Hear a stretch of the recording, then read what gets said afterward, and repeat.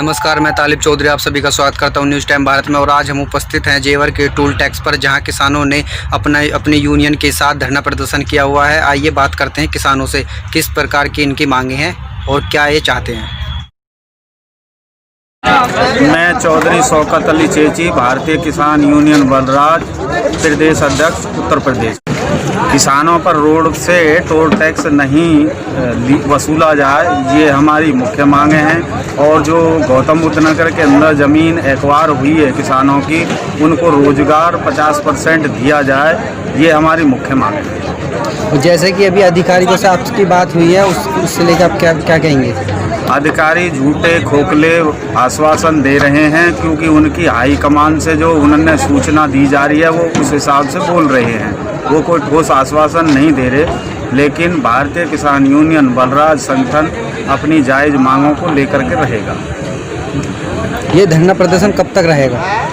जब तक ये हमारी मांगें नहीं मानी जाती, तब तक ये धरना प्रदर्शन जारी रहेगा, बीच बीच में चलता रहेगा। काफ़ी लंबा टाइम हो गया इन किसानों की जो इससे प्रभावित है यमुना प्राधिकरण से।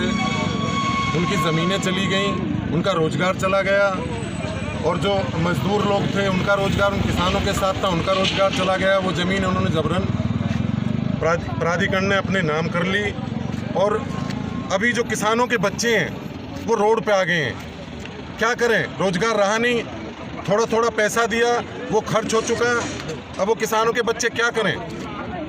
उन्हीं मांगों को लेकर कि जो किसानों के बच्चे हैं, इन बच्चों को रोज़गार दिया जाए, इनको नौकरी दी जाए, और जो हमारा हक है, वास्तव में हमारा हक है, जो माननीय कोर्ट ने कहा है कि इनको 64.7% इनको ज़मीन दी जाए, और 10% ये भी माननीय कोर्ट के आदेश हैं। इस आदेश की अवहेलना हो रही है यहाँ पे।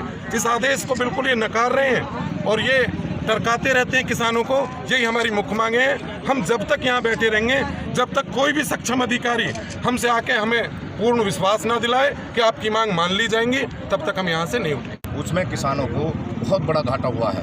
किसान काफ़ी लंबे समय से धरना प्रदर्शन कर रहे हैं अपनी मांगों को लेके, क्योंकि उनके बच्चे बेरोजगार हो चुके हैं। जब हमारी भूमि अधिग्रहण कर ली गई है तो हमारे बच्चे बिल्कुल बेकार हो चुके हैं, दर दर के ठोकर खा रहे हैं। अभी हमारी जो मुख्य मांगे हैं, जो किसानों की मुख्य मांगे हैं, विकास प्राधिकरण, यमुना विकास प्राधिकरण के अधिकृत आने वाले जो किसान हैं जिनकी ज़मीनें अधिकृत की गई हैं, उनके बच्चों को सबसे पहले स्थायी रोजगार दिया जाए। जो उन्होंने कंपनियां लगाई हैं, एयरपोर्ट जैसे बनाया है, उनमें स्थायी रूप से उन्हें रोजगार दिया जाए, नौकरियां दी जाए। आप कब तक बैठे रहेंगे? हम तब तक बैठे रहेंगे जब तक हमारी किसानों की मांगें पूरी नहीं होंगी।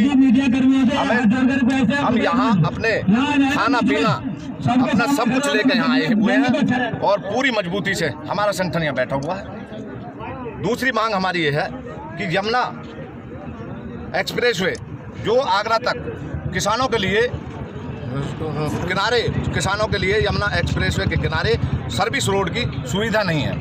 वो वहाँ से निकलते हैं तो उनको रोड नहीं दिए गए हैं। कितने सूत्र मांगे आपकी जो है? हमारी 6 मुख्य मांगे हैं। नंबर 1, किसानों के बच्चों को रोजगार दिया जाए। नंबर 2, हमारे जो मीडिया कर्मी हैं वो चौथा स्तंभ देश का माना जाता है, उसका टोल फ्री होना चाहिए। नंबर 3, आगरा तक सर्विस रोड की सुविधा किसानों को होनी चाहिए। नंबर 4, किसानों का जो इसमें किसान यमुना प्राधिकरण से प्रभावित हैं, उन किसानों का टोल बिल्कुल फ्री होना चाहिए। 64% 7 पॉइंट अभी तक किसानों को नहीं दिया गया है। जिन किसानों को नहीं दिया गया उनका तुरंत मुआवजा दिया जाए। 10% विकसित प्लॉट किसानों को दिए जाए। ये हमारी मुख्य मांगे हैं। तब तक ये मांगे नहीं मनती है, यहाँ से भारतीय किसान बलराज जाने वाली नहीं। ये नारा गलत नहीं था, क्योंकि हमारे सीमा पर जो जवान है हमारे देश की रक्षा कर रहा है, और जो किसान है हमारे देश के अंदर वो सबके लिए अन्न पैदा कर रहा है, फल सब्जी बहुत सारी कुछ पैदा करके, और हमारा पेट भर रहा है।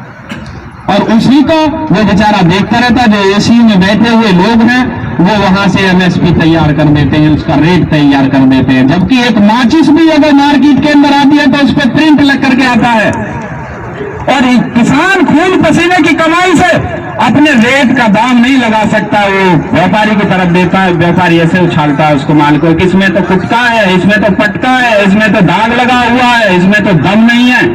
अबे दम तो तुम में नहीं है, तुम्हारी फांद भूली पड़ी है, तुम पर हिला जाए नहीं चिला जाए। पहले जंगल में आओ और खेत में रात में ठंड में रहो, गर्मी में रहो, धूप में रहो, प्यास में रहो, तुम्हें पता लग जाएगी। लेकिन ये चीजें सरकारें भूल जाती हैं, सब किसान के बेटे बन करके आ जाते हैं, जीत करके वहां आईसीयू में बैठ जाते हैं। अभी हमारे उदम भाई ने कहा था कि रोड टैक्स की बात करता हूं मैं। हमारे जो भारत के माननीय प्रधानमंत्री जी होते हैं, फिलहाल अब नरेंद्र मोदी जी हैं, उनका पर डे का 5 लाख रुपए का खर्चा होता है।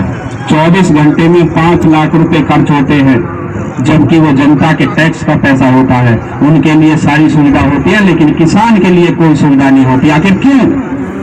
कौन सा पाप करता है किसान?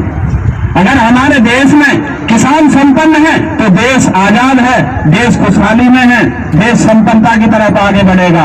और हमारे सीमा की जवान जो सीमाओं की रक्षा कर रहे हैं, अगर वो मजबूत हैं, भरपेट उन्हें भोजन मिल रहा है, उनकी सारी सुविधा है, तो हमारा देश सुरक्षित है।